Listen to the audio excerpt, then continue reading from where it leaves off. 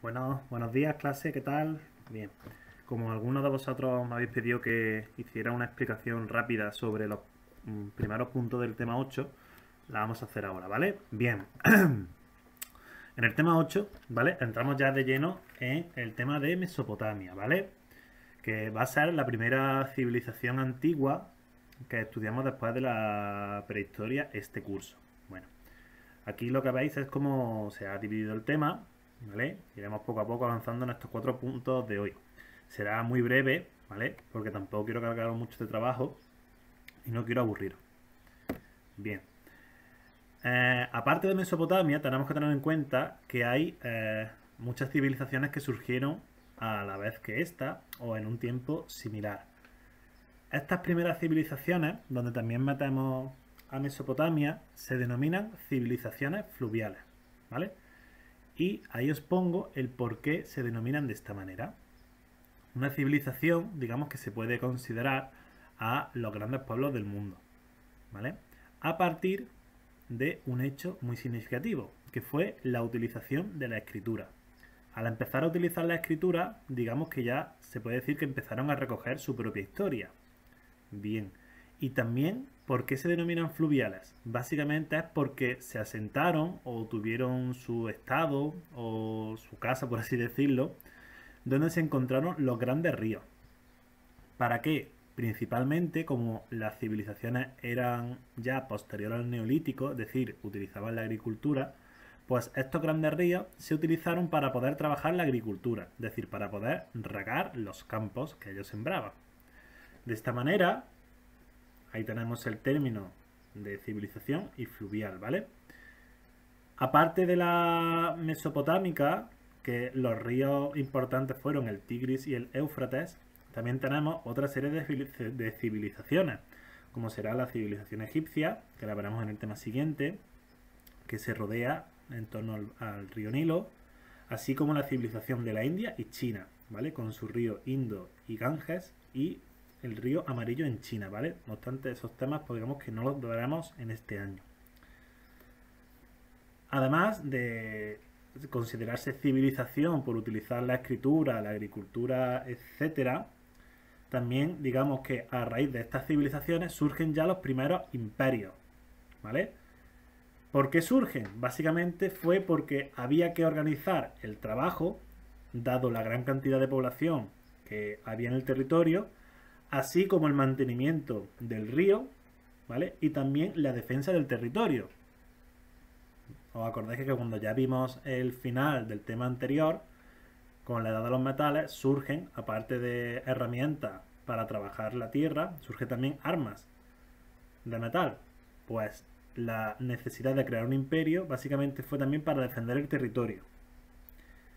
Además de todos estos acontecimientos, la economía, hay que decir que seguía siendo agrícola, ganadera, y también, aunque no aparezca aquí, pero se alude, comercial, ¿vale? Se desarrolló el comercio. No un comercio como tenemos el de hoy, sino un comercio muy antiguo, basado sobre todo en el trueque, y esto hizo que la sociedad se hiciera mucho más compleja. Es decir, que se empezó a preocupar por el prestigio social, por aparentar, por así decirlo. Este hecho hizo que además se desarrollara el arte. En este tema, al final del tema, veremos el arte mesopotámico con algunos de los vestigios más importantes de la época.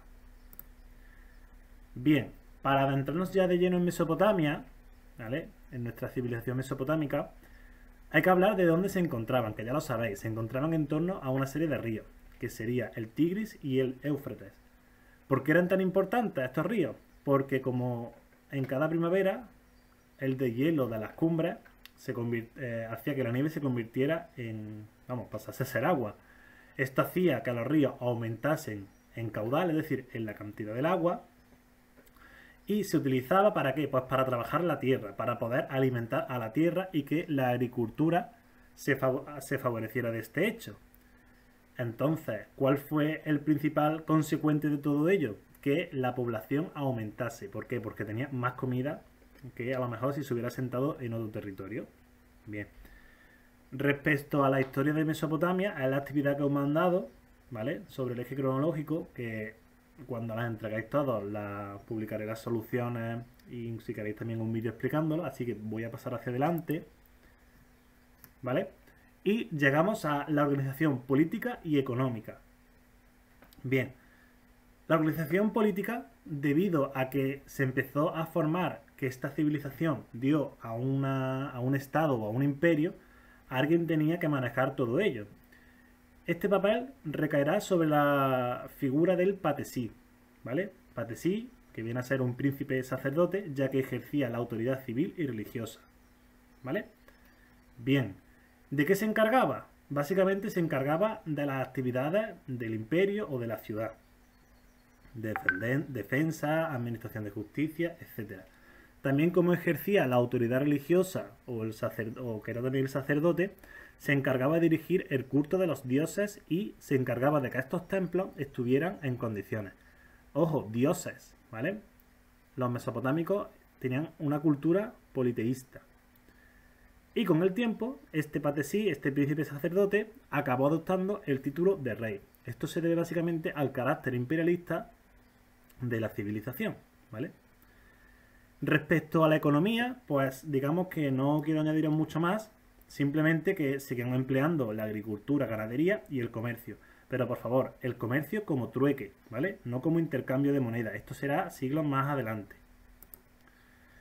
Y ya para finalizar la explicación, ¿cómo se dividía la población? ¿Vale? La población, la explicaré a continuación, pero representaba una estructura piramidal en la que la cúspide estaban los señores, a continuación el pueblo y luego los esclavos, ¿vale?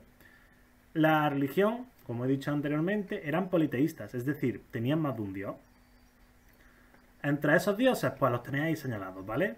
Tenemos al dios Anu, ¿vale? Dios del cielo y padre de todos. Enlil, dios del viento y de los ríos. Marduk, señor de todos los dioses. E Istar, ¿vale? Diosa del amor, fecundidad, guerra y de la caza. Sobre Marduk, por destacar algo, digamos que se considera señor de todos los dioses, ya que derrotó a todos ellos, ¿vale? Se consideraba como el que mandaba finalmente. Y tenéis que tener en cuenta que los templos, ¿vale?, que ellos utilizaban para adorar a estos dioses, eran lugares de celebración, no de oración, ¿vale? Allí, para que lo entendáis, no se rezaba ni nada de esto, ni se pedía al dios, sino que era para hacer homenajes, festivales, etc. Y finalmente, ese esquema de la sociedad, como he dicho anteriormente, era piramidal, es decir, en la cúspide se situaban los señores, que básicamente era el patesí o rey, con su familia, y todas aquellas personas que se encargaban de manejar el Estado, ¿vale? Lo que es importante de todo ello es que tenían el poder económico y social, ¿vale? Eran los que mandaban. A continuación venía el pueblo, que estaba integrado por las personas libres, hombres y mujeres libres, y que tenían bienes propios, es decir, tenían una casa, tenían un territorio, una parcela, etcétera, ¿vale? Y se distinguían según el trabajo que realizaran, ¿vale? Agricultor, ganadero, comerciante, etcétera. Y finalmente los esclavos, que eran los que realizaban los trabajos más duros y peligrosos y que formaban la población más abundante, ya que las civilizaciones antiguas se consideraban como sociedades esclavistas, ¿vale? Todo lo que construían lo hacían los esclavos. ¿Estos esclavos de dónde salían? Pues salían básicamente de prisioneros de guerra, ¿vale? De cuando había una batalla o una guerra, los que se rendían se convertían en esclavos, o personas libres que debido a las deudas se pasaron a ser esclavos para solventar estas deudas, ¿vale? Simplemente es eso. Con esto se finaliza la explicación y ya os iré poniendo más cosas. Muchas gracias a todos. Si tenéis cualquier duda, ya sabéis dónde estamos.